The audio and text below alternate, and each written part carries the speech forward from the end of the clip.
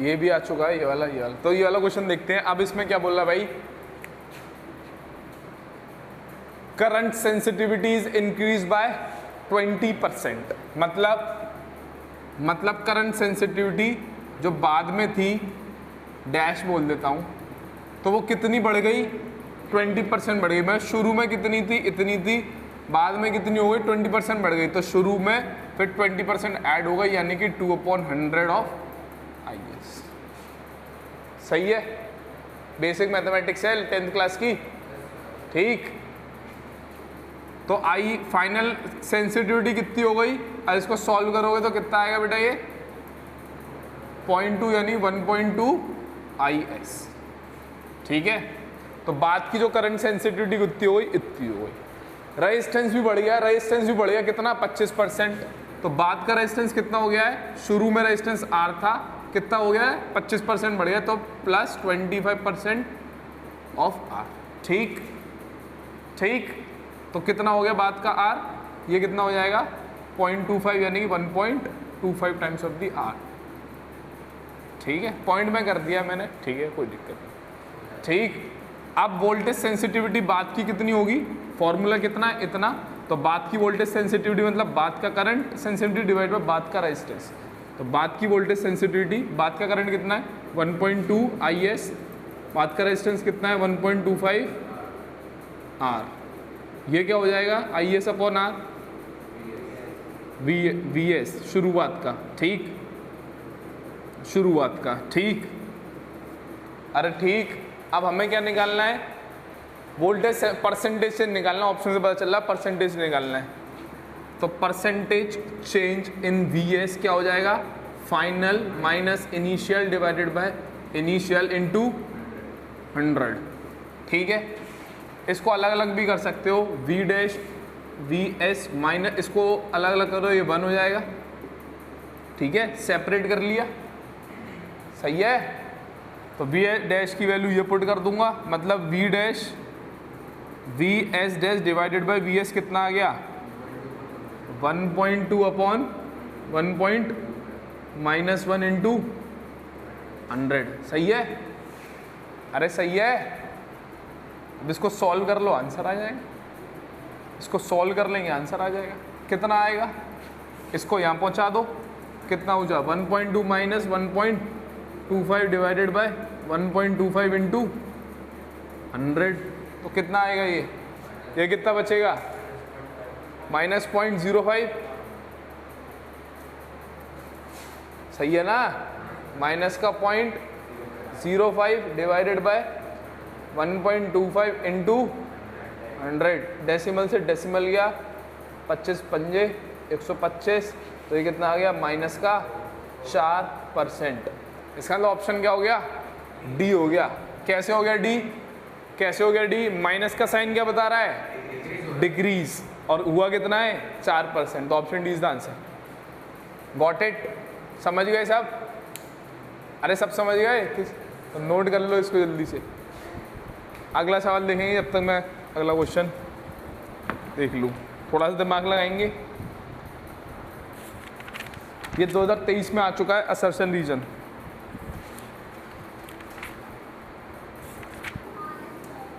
A is true, और कोई A is false, हाँ आर गलत है। कितने लोग कह रहे हैं पहले ये सही है, 2 या नहीं बस 3, क्यों, क्या बोला, deflecting torque acting on a current carrying loop is 0 when its plane is perpendicular to the magnetic field. यदि कोई लूप मैग्नेटिक फील्ड के अंदर रखा होता है तो उसके ऊपर टॉर्क लगती है, कितनी टॉर्क लगती है, कितनी टॉर्क लगती है, बीना साइन थीटा, बीना कॉस थीटा लगती है, या फिर बीना साइन अल्फा लगती है। याद है थीटा क्या होता है भाई, angle between the plane of the coil and the magnetic field. What is alpha,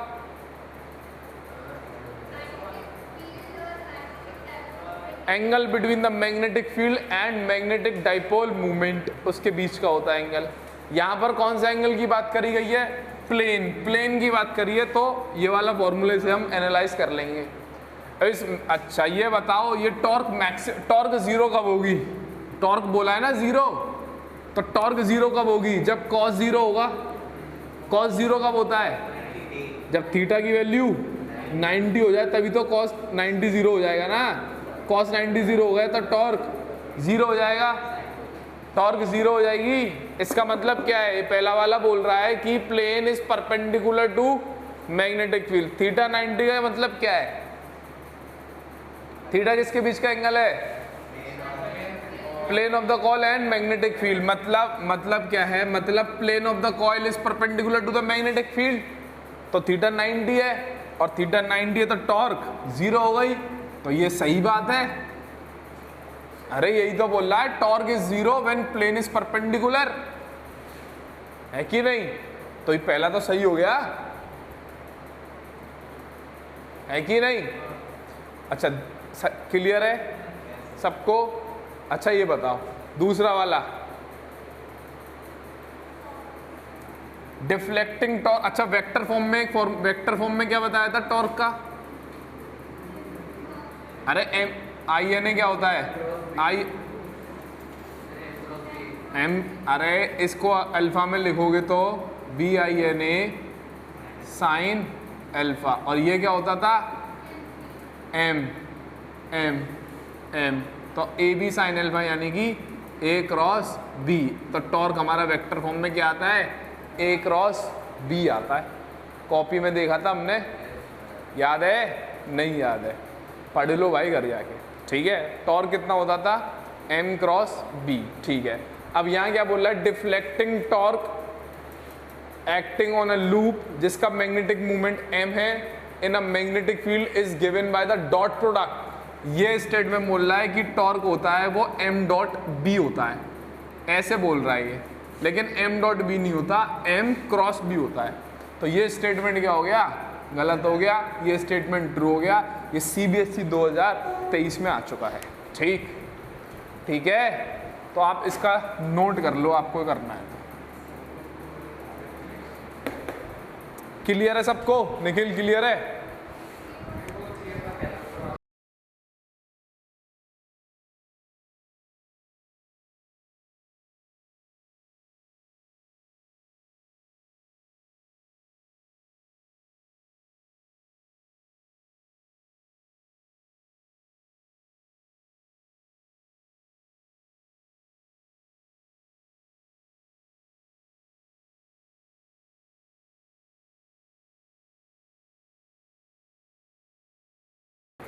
What is the formula of the magnetic field due to a current carrying wire, straight wire and due to the circular loop? ये formula पता होना चाहिए आपको, तभी कर पाओगे। ये rough कर दूं क्वेश्चन ऊपर वाला?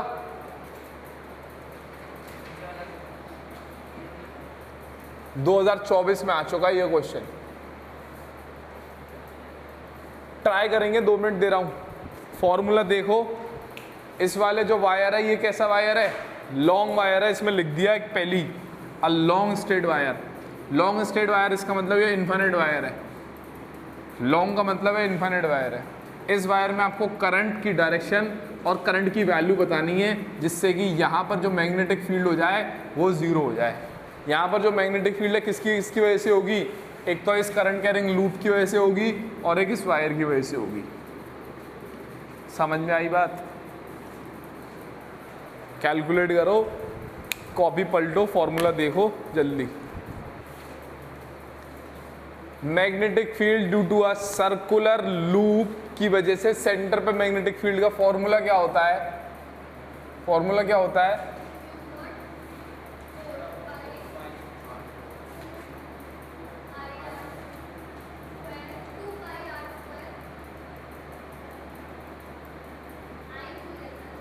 टू पाई आई। हाँ,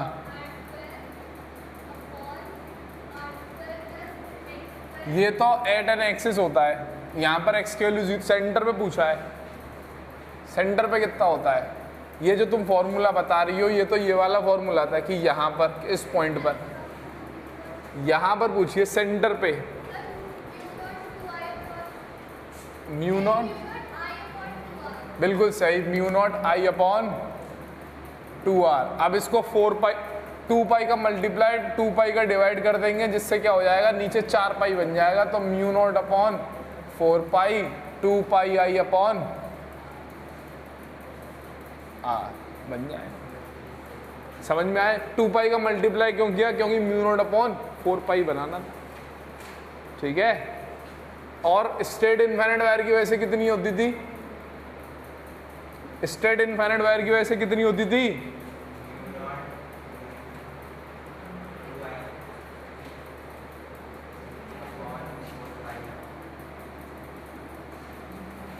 अरे यार करो, अब करो। डायरेक्शन कैसे निकालते थे? रफ कर दूं क्वेश्चन? करो करो, ट्राई करो। सेंटर पर मैग्नेटिक फील्ड 0 होनी चाहिए, तो इसमें करंट, मतलब इसकी वजह से जो मैग्नेटिक फील्ड है वो किधर होगी? सर्कुलर लूप की वजह से मैग्नेटिक फील्ड किधर होगी? वो पॉइंट पे अंदर होगी। कैसे? Right hand rule. देख क्यों नहीं रहे हो? लिखने में लगे हुए हो। सर्कुलर लूप में करंट किधर है? सब लोग इधर देखेंगे। सर्कुलर लूप में करंट किधर है? क्लॉकवाइज है, तो फिंगर्स को रोटेट करेंगे कितना?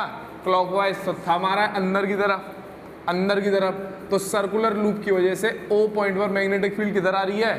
अंदर की तरफ। और कितनी होती है? फॉर्मूला कितना होता है? इतना होता है, इतना होता है। तो किधर आ रही है? ये इनवर्ट्स आ रही है, इनवर्ट्स आ रही है। तो यहाँ पर 0 कब होगी मैग्नेटिक फील्ड? यहाँ पर 0 कब होगी मैग्नेटिक फील्ड? जब इस वायर की वजह से उतनी ही मैग्नेटिक फील्ड बाहर की तरफ आ जाए, है कि नहीं? तभी तो 0 होगी वो पॉइंट पर। कब? क्यों? तभी तो 0 होगी जब वायर की वजह से जितनी मैग्नेटिक फील्ड यहाँ पर आ रही है इसकी वजह से, और वायर की वजह से उतनी मैग्नेटिक फील्ड बाहर की तरफ आ जाए। सही बात है, सही बात है। तो वायर की वजह से आती कितनी है? इतनी आती है, इतनी। ये कैसी होनी चाहिए? आउटवर्ड्स होनी चाहिए, ये आउटवर्ड्स होनी चाहिए, और दोनों बराबर होनी चाहिए। ठीक है, इक्वल है ना? सही बात है ना? और बराबर होनी चाहिए B1 B2। क्यों बराबर क्यों होनी चाहिए? इक्वल मैग्नीट्यूड होनी चाहिए और डायरेक्शन अपोजिट होनी चाहिए, तभी तो सेंटर पे 0 होगी। अरे सही बात है, अरे सही बात है। ठीक है, तो इसमें करंट मान लेता हूँ, लेट से I मान लेता हूँ। ठीक है, डायरेक्शन किधर है अभी पता नहीं, डायरेक्शन किधर होनी चाहिए?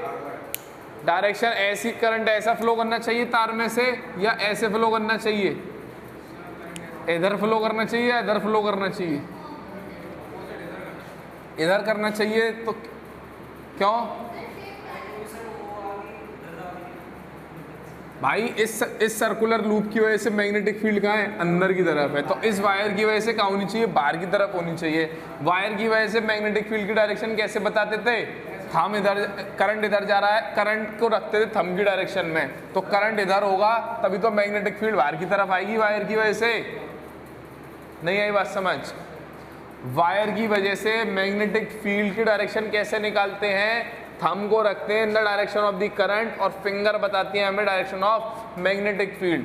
अगर वायर की वजह से करंट इधर हो गया तो थंब को रखूंगा करंट की डायरेक्शन में, और फिर उंगलियां घुमाऊंगा, तो इसका मतलब उंगलियां बाहर की तरफ आ रही हैं, तो मैग्नेटिक फील्ड ओ पॉइंट पर किधर होगी?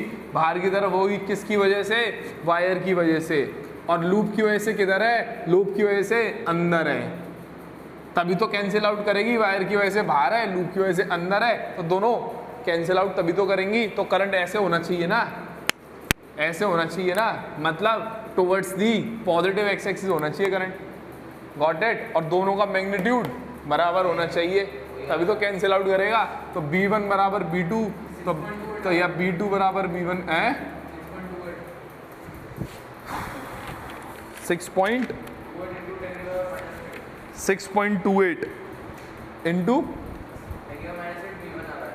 B1। नहीं, हमें B1 नहीं निकालना, हमें करंट बताना है इसमें। बिल्कुल सही, बिल्कुल सही। B1 बराबर B2। B2 की वैल्यू कितनी है? म्यू नॉट अपॉन 4 पाई 2I अपॉन R। B1 की वैल्यू कितनी होती है? Mu naught upon 4 pi 2 pi I upon, अच्छा यहाँ पर R, आर आर अलग है तो यहाँ R1 ले लो, यहाँ R2 ले लो, तो यहाँ R2 हो गया R1।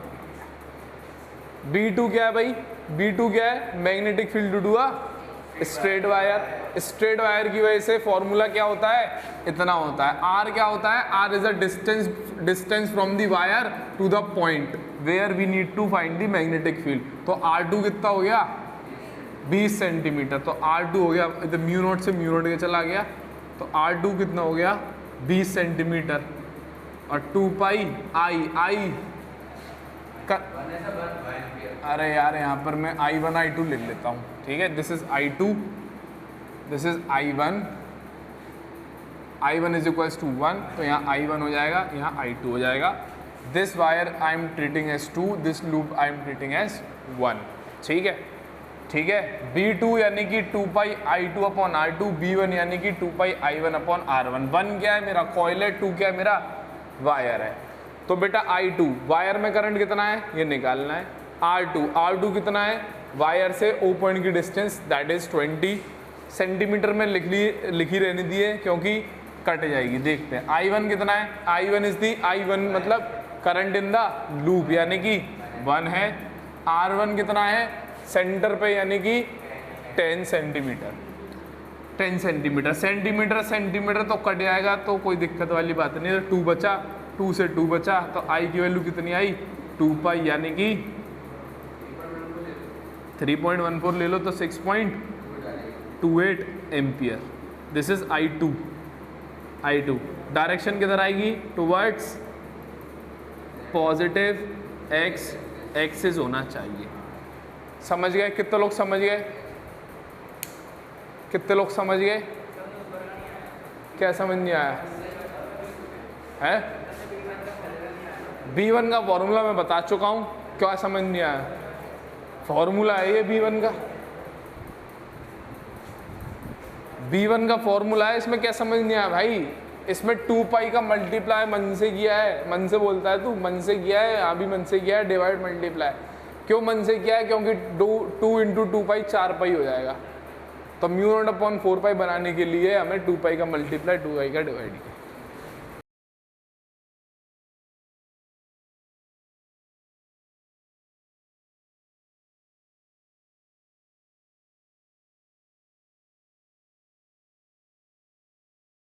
ABCD 4 ऑप्शन दे रखे हैं, नोट्स में करवा चुका हूं, पलटो और देखो,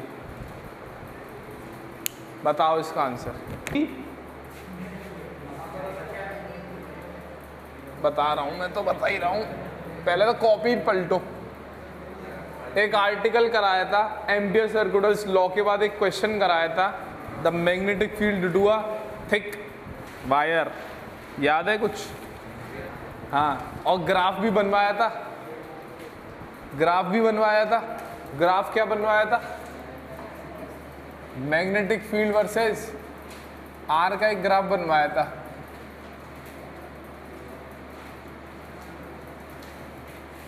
याद है कुछ? अंदर ये क्या होती थी? ए इज दी रेडियस।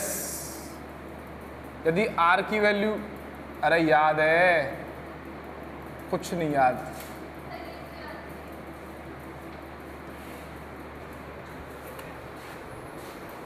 कहाँ है तेरी कॉपी? नोट्स ही नहीं है तो क्या देखोगे तुम? कहाँ है नोट्स? हैं कॉपी में? है? कुछ नहीं हो सकता। एक वायर था, मोटा वायर था, थिक वायर था, जिसकी रेडियस थी कितनी? Capital R.